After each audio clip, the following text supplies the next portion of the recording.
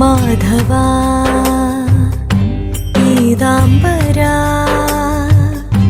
ഞാൻ നിന്നെ ഓർക്കുന്നിതാ. ഹേ മാധവ മധുമാസ ചന്ദ്ര നോവും ഹൃദയം അറിയുന്നില്ലേ. വേനൽ കനവിൽ പെയ്യുന്നില്ലേ. ഹേ മാധവ മധുമാസ ചന്ദ്ര നോവും ഹൃദയം അറിയുന്നില്ലേ.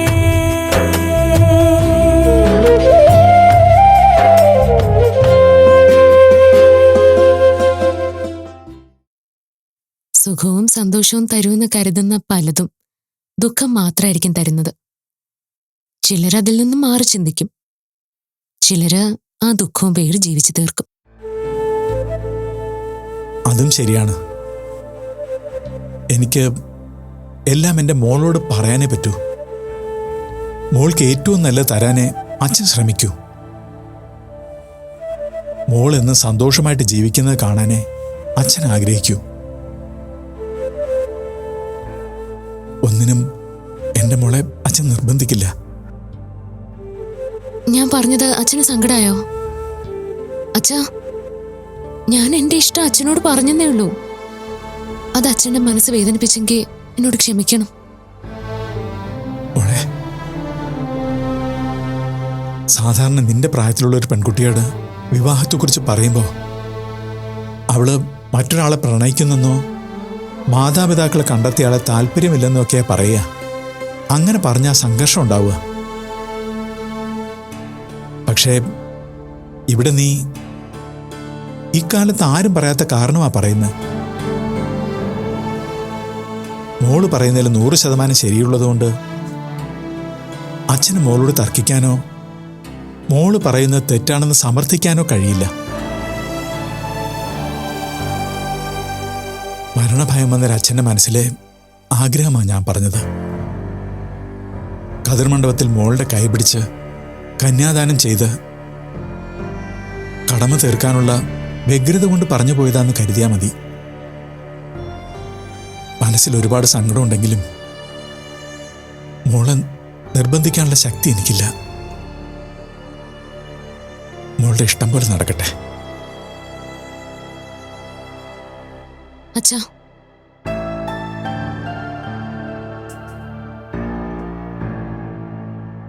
അച്ഛനെ സങ്കടപ്പെടുത്തിയിട്ട് എനിക്കൊന്നും നേടാനില്ല. ഭഗവാൻ എന്നും എപ്പോഴും എൻ്റെ ഉള്ളിലുണ്ട്. അത് വിവാഹം കഴിച്ചാലും ഇല്ലെങ്കിലും അതിനൊരു മാറ്റവും വരില്ല. അച്ഛന് ഇഷ്ടമുള്ള ആളെ തീരുമാനിച്ചോളൂ. എനിക്ക് വിവാഹത്തിന് സമ്മതമാണ്.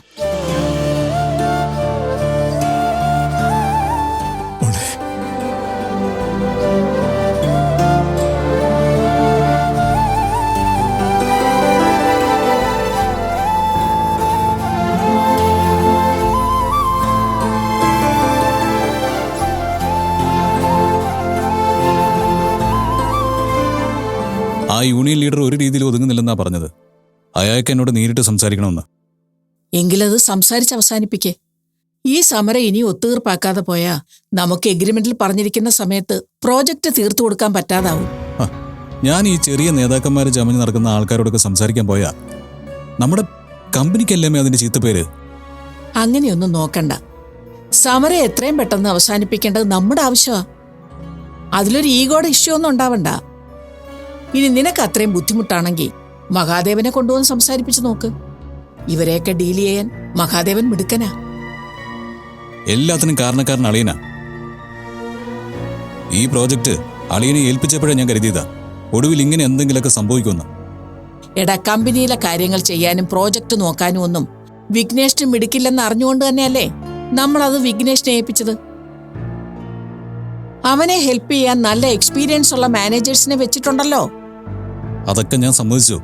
പക്ഷേ ഈ യൂണിയൻ പ്രശ്നമൊക്കെ സംസാരിക്കാൻ അളിയനെ ഏൽപ്പിക്കണ്ടായിരുന്നു. മോനെ, കമ്പനിയെ റെപ്രസെന്റ് ചെയ്ത് ആരെങ്കിലും സംസാരിച്ചേ മതിയാവുന്ന അവസ്ഥയായിരുന്നു. ഈ ചെറിയ കാര്യത്തിന് നിന്നെയോ മഹാദേവനെ ബുദ്ധിമുട്ടിക്കണ്ടെന്നും കരുതി. പക്ഷെ ഇതിങ്ങനെയൊക്കെ ആവുമെന്ന് ഞാനും കരുതിയില്ല.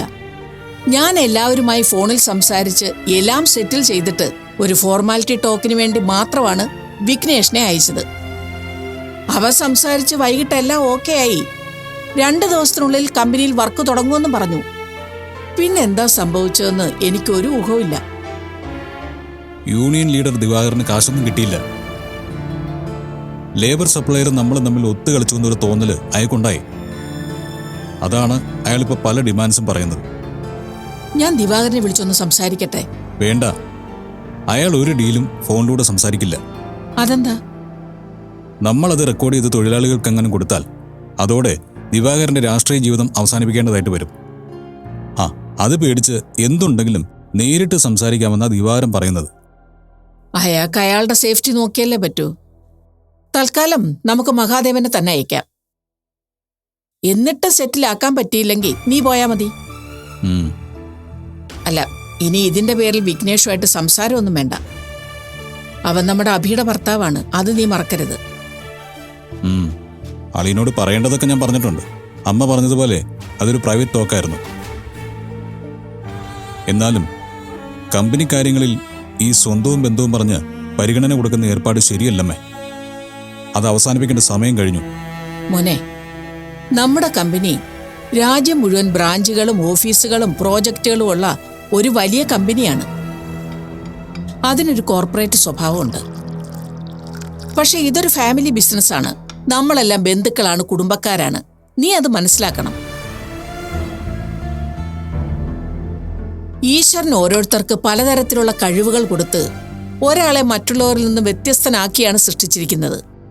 ഒരു കുടുംബത്തിലായാലും ഒരേ അച്ഛനമ്മമാരുടെ മക്കളായാലും അവർക്ക് ഒരേപോലുള്ള കഴിവുകൾ ഉണ്ടാവണമെന്നില്ല.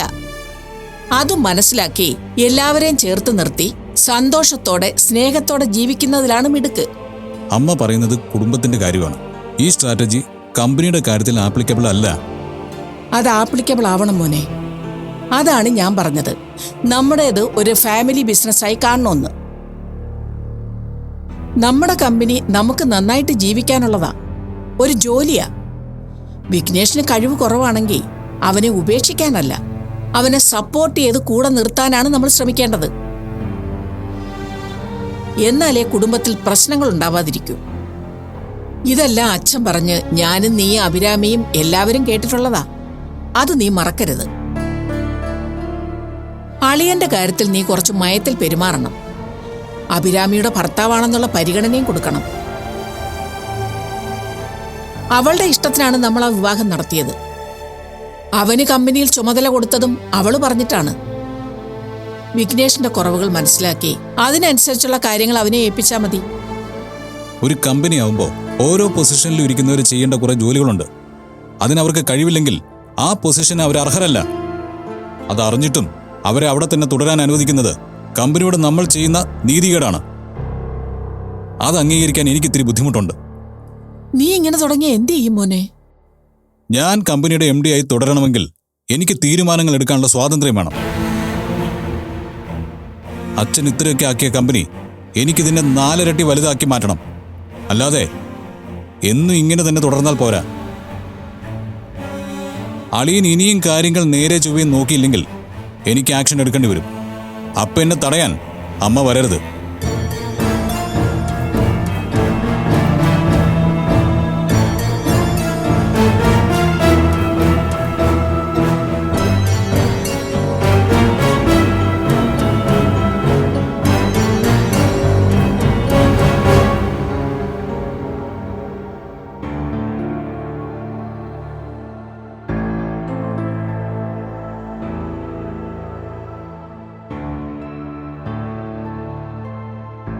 കുട്ടി, എന്താ പരിപാടി? ഞാൻ നാളെ ക്ലാസ് എടുക്കാനുള്ളതൊക്കെ നോക്കി വെക്കായിരുന്നു. ആഹാ, അപ്പോ ടീച്ചറങ്ങ് തകർക്കുവാണല്ലേ? ജോലിക്ക് എങ്ങനെയുണ്ട് ചേച്ചി? സൂപ്പർ, എനിക്ക് ഒരുപാട് ഇഷ്ടമായി. ഞാൻ ശരിക്കും എൻജോയ് ചെയ്യുന്നുണ്ട്. നന്നായി. ചേച്ചിയുടെ പ്രാർത്ഥനയ്ക്കും കാത്തിരിപ്പിനും ഒരു ഫലം ഉണ്ടായല്ലോ. നമ്മളൊരു കാര്യം ഒരുപാട് ആഗ്രഹിച്ചാ അത് നടക്കുന്നു പറയുന്ന സത്യം. സ്റ്റുഡൻസ് ഒക്കെ എങ്ങനെയുണ്ട്? എല്ലാവരും കുറച്ച് സീരിയസാ. പിന്നെ പഠിക്കാൻ വേണ്ടി വന്നിരിക്കുന്നവരാ. ഉഴപ്പന്മാരാരുമില്ല. അതിന്റെ ഒരു സമാധാനമുണ്ട്. ഷോ, അപ്പൊ ക്ലാസ് ഭയങ്കര ബോറായിരിക്കുമല്ലോ. അതെന്താ? ഒരു ക്ലാസ് എന്ന് പറഞ്ഞാ അതിലെല്ലാരും വേണം. പഠിപ്പിസ്റ്റുകളും ഉഴപ്പന്മാരും വണ്ടികളും ഉറക്കം തൂങ്ങികളും സംശയക്കാരും അങ്ങനെ എല്ലാ ടൈപ്പ് ആൾക്കാരും വേണം. അപ്പോഴല്ലേ ഒരു ത്രില്ലുള്ളൂ. എല്ലാവരും പഠിക്കുന്ന സീരിയസ് ആൾക്കാരാണെങ്കിലേ ഒരു വീഡിയോ റെക്കോർഡ് ചെയ്ത് വെച്ചു കൊടുത്താലും അവർ പഠിക്കുമല്ലോ. അതെ, ഇത് UP സ്കൂളല്ല, UPSC യാ. അവിടെ എല്ലാവരും സിവിൽ സർവീസിനാണ് പ്രിപ്പയർ ചെയ്യുന്നത്. പോട്ടെ, സാരില്ല. എന്തായാലും ചേച്ചിക്കുട്ടി എൻജോയ് ചെയ്യുന്നുണ്ടല്ലോ, അത് മതി. നമ്മള് രണ്ടുപേരെ രണ്ട് വൈബാ, അതാ ടേസ്റ്റ് വ്യത്യാസം. നിനക്കെങ്ങനെയാ ഈ ഉഴപ്പൻ വൈബ് വന്നതെന്ന് എനിക്കൊരു ഊഹവും കിട്ടുന്നില്ല. അതറിയില്ലേ, എന്റെ എല്ലാ ഉടായ്പ സ്വഭാവവും അച്ഛൻ്റെ പകർന്നു കിട്ടിയതാണെന്ന് അമ്മ എപ്പോഴും പറയുന്നത് കേട്ടിട്ടില്ലേ? അച്ഛൻ നിന്റെ അത്ര കുഴപ്പക്കാരനല്ലെന്നാ എനിക്ക് തോന്നുന്നത്. ഓഹോ, അപ്പൊ അങ്ങനെയായോ? എന്നാ ഈ മിണ്ടാപ്പൂച്ച കട്ട് പഠിപ്പിക്കാൻ പോണ കാര്യം ഞാൻ പാവ അച്ഛനോട് പറഞ്ഞു കൊടുക്കട്ടെ? അയ്യോ, ഞാൻ വെറുതെ ഒരു തമാശ പറഞ്ഞതിന് നീ ഇങ്ങനെയൊക്കെ റിവെഞ്ച് എടുക്കോ? അച്ഛൻ എന്നെക്കാളും പാവല്ലേ, പിന്നെ എന്തിനാ ഈ പേടി? ഞാൻ വെറുതെ പറഞ്ഞതാണെന്ന് പറഞ്ഞില്ലേ? എന്റെ വാവയല്ലേ നീ, ചുമ്മാ ഇരിക്കേ പ്ലീസ്. അപ്പൊ പേടിയുണ്ടല്ലേ? ചെറുതായിട്ട്. ചെറുതായിട്ടേ ഉള്ളോ? അല്ല, വലുതായിട്ട് പേടിയുണ്ട്. മതിയോ? അങ്ങനെ വഴിക്കുവാ. ഇനി ചേച്ചിക്കുട്ടി ബ്ലാക്ക് മെയിൽ ചെയ്തിട്ട് വേണം കുറച്ച് പോക്കറ്റ് മണിയൊക്കെ ഒപ്പിച്ച് കറങ്ങി നടക്കാൻ. കിട്ടിയത് തന്നെ. അതെന്താ? ശമ്പളം കിട്ടുമ്പോ എനിക്ക് പോക്കറ്റ് മണി തരില്ലേ? അതിന് ശമ്പളത്തിന്റെ കാര്യമൊന്നും സംസാരിച്ചിട്ടില്ലെന്ന് ഞാൻ പറഞ്ഞില്ലേ? ഷോ, അത് ശരിയാണല്ലോ. പിന്നെ ഞാനൊരു കാര്യം ചോദിക്കാൻ മറന്നുപോയി. എന്ത് കാര്യം? ഇതൊരു ഫ്രണ്ടിന്റെ സെന്റർ ആണെന്നല്ലേ പറഞ്ഞത്? അതെ. കൂടെ പഠിച്ചാള് എന്താണ് ഒരു ചോദ്യം ചെയ്യല്? ചേച്ചിയുടെ കാര്യത്തിൽ അനിയത്തിക്ക് കുറച്ച് ഉത്തരവാദിത്വമൊക്കെ വേണ്ടേ? ഫ്രണ്ടിന്റെ സെന്ററിൽ പഠിപ്പിക്കാൻ പോകുന്നു, ശമ്പളം വാങ്ങുന്നില്ല, അച്ഛൻ കൊണ്ടുവന്ന ആലോചന വേണ്ടാന്ന് പറയുന്നു. Something fishy. സത്യം പറ, ഈ ഫ്രണ്ട് ചേച്ചിന്റെ ലൈനല്ലേ? നിങ്ങൾ തമ്മിൽ ഒരു 5 വർഷയുടെ റിലേഷൻഷിപ്പിലല്ലേ? അയ്യേ, നീ എന്തൊക്കെയാ പറയുന്നത്? ഞങ്ങൾ നല്ല സുഹൃത്തുക്കളാ. ഇതുവരെ എന്നോട് മോശമായ ഒരു കമന്റ് പോലും പറഞ്ഞിട്ടില്ല. എന്നിട്ട് ഞാനൊന്നും പറഞ്ഞിട്ടില്ല. അതെന്താ പറയാത്തെ? എന്ത്? മനസ്സിലുള്ളത് എന്താ തുറന്നു പറയാത്തേന്ന്? നീ ഒന്ന് പോയേ. അപ്പൊ എന്തോ ഉണ്ട്. സത്യം പറ. ഒന്നുമില്ലാന്ന് പറഞ്ഞില്ലേ? എനിക്കതത്ര വിശ്വാസമില്ല. അതെന്താ? എന്തോ എവിടെയോ ഒരു സ്പെല്ലിംഗ് മിസ്റ്റേക്ക് ഫീൽ ചെയ്യുന്നുണ്ട്. ഒരു സ്പെല്ലിംഗ് മിസ്റ്റേക്കും ഇല്ല. നീ ഒന്നും പറഞ്ഞുണ്ടാക്കാതിരുന്നാ മതി. ഞാനൊന്നും പറയുന്നില്ല, പക്ഷെ അവസാനം എന്റെ സഹായം ചോദിച്ച് രണ്ടുപേരും കൂടെ വന്ന് നിൽക്കരുത്. എന്തെങ്കിലും വേണമെങ്കിൽ നേരത്തെ എന്നോട് പറയണം. ആയിക്കോട്ടെ, എന്തെങ്കിലും വേണ്ടി വന്നാ ഞാൻ പറഞ്ഞോളാം. അപ്പൊ വേണ്ടി വരും അല്ലേ? അറിയില്ല. അതെ, ഇനി പറ, എന്താ സംഭവം? സംഭവമൊന്നുമില്ല. എന്തെങ്കിലും ആയാ ഞാൻ പറയാം, അതുപോരെ? അപ്പൊ രണ്ടുപേരൊന്നും പറഞ്ഞിട്ടില്ലേ? ഇല്ല. നിങ്ങളിത് ഏത് ലോകത്തായി ജീവിക്കുന്നേ? ചേച്ചി, ഫോണിൽ ഒരു മെസ്സേജ് അയച്ചാൽ തീരാവുന്ന കാര്യമല്ലേ ഉള്ളൂ. ഇതെന്തിനെങ്ങനെ പറയാതിരിക്കുന്നേ? പറഞ്ഞാ ശരിയാവില്ല. അപ്പൊ പിന്നെ പറയാതെ അങ്ങ് പോട്ടേന്നോ? ചേച്ചിക്ക് അങ്ങ് പറഞ്ഞ എന്താ? അങ്ങനെയൊന്നും അർജുന്റെ മനസ്സിലില്ലെങ്കിൽ പിന്നെ എനിക്ക് അർജുന്റെ മുഖത്ത് നോക്കാൻ പോലും പറ്റില്ല. അയാൾ ഇങ്ങനെ തന്നെ ചിന്തിച്ചാ നിങ്ങള് മാനസമായിനെ ആയി പോവില്ലേ? അത് സാരമില്ല. ഓ, എന്തൊരു ശോകം ഇത്. നിങ്ങൾ ഇപ്പൊ ജനിക്കേണ്ടവരേ അല്ല, ഒരു 25-30 വർഷം മുമ്പേ ജനിക്കേണ്ടവരാ, ഒരു തലമുറ മുമ്പ്. ആ ചേട്ടന്റെ നമ്പർ ഇങ്ങതാ, 2 ദിവസം കൊണ്ട് ഞാൻ റിപ്ലൈ വാങ്ങിത്തരാം. അതിന്റെ ഒരു ആവശ്യവും ഇല്ല. നീ വെറുതെ എന്റെ കാര്യത്തില് ഇത്രയും റിസ്ക് ഒന്നും എടുക്കാൻ ഉത്സാഹിക്കണ്ട. അതെന്താ? ഞാനല്ലാതെ ആരാ എന്റെ ചേച്ചിക്കുട്ടിയുടെ കാര്യങ്ങൾ നോക്കാ? നീ ഇപ്പോ നിന്റെ കാര്യങ്ങൾ നോക്കി നന്നായിട്ട് പഠിച്ചാ മതി. അതെങ്ങനെയാ? ആവശ്യമില്ലാത്ത കാര്യങ്ങളെല്ലാം പഠിച്ചു വെച്ചിരിക്കുവല്ലേ. ഇനി കോളേജിൽ പഠിപ്പിക്കുന്നത് വല്ലതും കയറാൻ ഈ കുഞ്ഞു തലയ്ക്കകത്ത് സ്ഥലം ഉണ്ടോ? എന്നെ അങ്ങനെ കളിയാക്കണ്ട. രണ്ടുപേരെയും ഒരു ദിവസം ഞാൻ അറസ്റ്റ് ചെയ്യുന്നുണ്ട്. All the best. അതെ, ഒരു കാര്യം ഞാൻ പറഞ്ഞേക്കാം. ഇതൊന്നും അച്ഛൻ അറിയാതെ നോക്കിക്കോണം. പഠിക്കാൻ വിട്ടെടുത്ത് പഠിപ്പിക്കാന്ന് പറഞ്ഞാൽ തന്നെ അച്ഛൻ പ്രശ്നം ഉണ്ടാക്കും. അതിനിടയിൽ അച്ഛൻ വളയ്ക്കാൻ ഏൽപ്പിച്ച മുറിച്ചെറുക്കനെ വളയ്ക്കാതെ പഠിക്കാൻ പോയെടുത്ത് മോള് സ്വന്തമായിട്ട് വളയ്ക്കാൻ ശ്രമിക്കുന്നുണ്ടെന്ന് അറിഞ്ഞ അച്ഛൻ കത്തിയെടുക്കും, അല്ലെങ്കിൽ സ്വന്തം മകളുടെ ചതിയിൽ മണന്നൊന്ന് കയറെടുക്കും. എന്റെ അച്ഛൻ അങ്ങനൊന്നും ചെയ്യില്ല. പയ്യന് സ്വന്തമായി വലിയ കമ്പനി വല്ലതും ഉണ്ടോ എന്ന് അന്വേഷിക്കും. അതെന്തിനാ? അച്ഛനെ MD ആവാൻ. ഒന്ന് പോടി അവിടെ, നിന്റെ ഒരു കാര്യം. അതൊക്കെ പോട്ടെ, ഞാൻ പറഞ്ഞ കാര്യം മറക്കണ്ട. അച്ഛനെ സൂക്ഷിച്ചോണം. എങ്കിൽ ടീച്ചർ ഇന്ന് പഠിച്ചോ. ഞാൻ ഉറങ്ങാൻ പോവാണ്. Good night. Good night.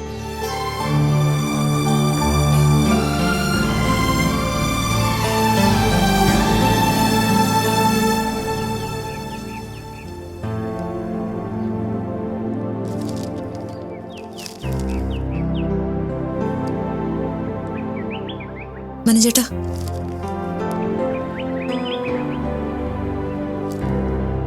കാലത്തെ ആരോടാ കാര്യമായിട്ട് ഫോണിൽ സംസാരിച്ചത്? അത് ഹരി വിളിച്ചതാ. നീ ഇതൊക്കെ എവിടെ നിന്നാ കാണുന്നേ?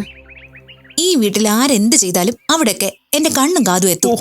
എന്റെ മാത്രമല്ല, കുടുംബത്തിന് വേണ്ടി വീട്ടിൽ ജീവിക്കുന്ന എല്ലാ പെണ്ണുങ്ങൾക്കും ഈ കഴിവുണ്ട്. സമ്മതിക്കണം. ഹരി എന്താ വെറുതെ വിളിച്ചതാ? മീരയ്ക്ക് പറ്റിയ കല്യാണാലോചന വല്ലതും ഉണ്ടെങ്കിൽ നോക്കണോന്ന്. മീരയ്ക്കോ? ആ, മീരയെ ഇപ്പോഴേ കെട്ടിച്ചേക്കാൻ പോവാണോ ഹരി? അതിനു വേണ്ടിയാണല്ലോ കല്യാണാലോചന നോക്കാൻ പറഞ്ഞ. ഇവിടുന്ന് ഒരാലോചനയും നമ്മൾ ആരും പറയാൻ പോകുന്നില്ല. അതെന്താ? ഒരു കല്യാണം ആലോചിച്ച് നടത്തിയതിന്റെ കേടേ ഇതുവരെ തീർന്നിട്ടില്ല. ഇനി അങ്ങനെ ഒരു അനുഭവം വേണ്ട.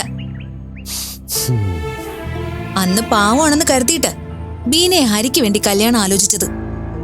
ഒരു കാര്യമില്ലാതെ ഒരു ശത്രുവിനെ നേടിയെന്നല്ലാതെ എനിക്ക് അതുകൊണ്ട് ഒരു പ്രയോജനം ഉണ്ടായില്ല. അതുപോലല്ലോ മീര. ഞാൻ അവളുടെ അമ്മാവനാണ്. എനിക്ക് ചില ഉത്തരവാദിത്തങ്ങളൊക്കെ ഇല്ലേ? അങ്ങനെയാണെങ്കിലേ ആദ്യം നടത്തേണ്ടത് വിദ്യയുടെ വിവാഹം. മീരേക്കാൾ മൂത്തതാ വിദ്യ. ആദ്യം അച്ഛന്റെ കടമ ചെയ്, എന്നിട്ടല്ലേ അമ്മാവന്റെ കടമ. വിദ്യ പഠിക്കല്ലേ, അവൾക്കൊരു ഡോക്ടറേറ്റ് ഒക്കെ കിട്ടട്ടെ.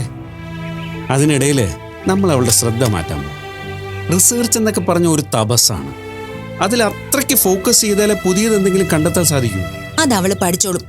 മനോജേട്ടൻ ആദ്യം വിദ്യയ്ക്കൊരു നല്ല പയ്യനെ കണ്ടുപിടിക്ക്. മീരയുടെ കല്യാണത്തിന് മുൻപ് വിദ്യയുടെ കല്യാണം നടത്തണം. അതും മീരയ്ക്ക് കിട്ടുന്നതിനേക്കാൾ നല്ലൊരു ബന്ധം വേണം. നിനക്കിതെന്താ? മീരയ്ക്കൊരു പയ്യനെ തിരക്കാൻ തുടങ്ങുന്നതല്ലേ ഉള്ളൂ. അത് ആരാണെന്നറിയാതെ അതിനേക്കാൾ നല്ലൊരു പയ്യനെ എങ്ങനെ കണ്ടുപിടിക്കും? ഉള്ളതിലെ ഏറ്റവും നല്ല ബന്ധം വിദ്യയ്ക്ക് ആലോചിച്ചാൽ അതായിരിക്കും ഏറ്റവും നല്ല പയ്യൻ. അല്ലാതെ മീരയുടെ വിവാഹം കഴിഞ്ഞിട്ട് എന്റെ മോൾ ഇവിടെ കല്യാണമൊന്നും നടക്കാതെ നിന്നിട്ട് അവസാനം ഏതെങ്കിലും ഒരുത്തര് കെട്ടിച്ചു കൊടുത്തിട്ട് ബീനയുടെ മുമ്പിൽ നാണം കിട്ടി നിൽക്കാനേ എനിക്ക് വയ്യ. വിദ്യ എന്റെ മോളാണ്. അവൾക്കൊരു മോശം ബന്ധം ഉണ്ടാവാൻ ഞാൻ സമ്മതിക്കൂ? നിനക്കെന്തിനാ ആവശ്യമില്ലാത്ത ഈ മത്സരബുദ്ധി? ഹരിക്ക് മീരയുടെ വിവാഹം നേരത്തെ നടത്തണമെങ്കിൽ നടത്തിക്കോട്ടെ. അതിനുമുമ്പ് വിദ്യയുടെ വിവാഹം നടത്തണമെന്ന് നിർബന്ധം പിടിക്കുന്ന എന്തിനാ? വിദ്യ എന്റെയും മകളാണ്. ഒന്നിച്ചു വളർന്ന അവളെക്കാൾ ഇളയ ഒരാളുടെ വിവാഹം നടക്കുമ്പോ എന്റെ മോളുടെ മനസ്സ് വേദനിക്കും. അതിന് ഞാൻ സമ്മതിക്കില്ല. തന്നെ വിവാഹം അല്ല ജീവിതത്തിലെ ഏറ്റവും വലിയ കാര്യം. അതൊക്കെ വളരെ പഴയ ചിന്താഗതിയാ. ഓ, ഞാൻ ഇത്തിരി പഴയ ചിന്താഗതിക്കാരിയാണെന്നങ്ങ് കരുതിയ പോരെ? അത് നീ മാത്രം ചിന്തിച്ചുകൊണ്ട് കാര്യമില്ലല്ലോ. വിദ്യയ്ക്ക് നേടാൻ വലിയ ലക്ഷ്യങ്ങളുണ്ട്. അത് കഴിഞ്ഞേ അവളുടെ വിവാഹത്തെക്കുറിച്ച് ചിന്തിക്കൂ. വെറുതെ അതിനുവേണ്ടി വാശി പിടിക്കണ്ട. ഞാൻ സമ്മതിക്കില്ല. തന്നെ വെറുതെ വഴക്കുണ്ടാക്കാൻ നോക്കല്ലേ. ഇതിൽ വഴക്കൊന്നുമില്ല. വിദ്യയ്ക്ക് ആലോചന തുടങ്ങണം. മീരയുടെ വിവാഹത്തിന് മുൻപ് വിദ്യയുടെ വിവാഹം നടത്തണം. അത്രേ ഉള്ളൂ.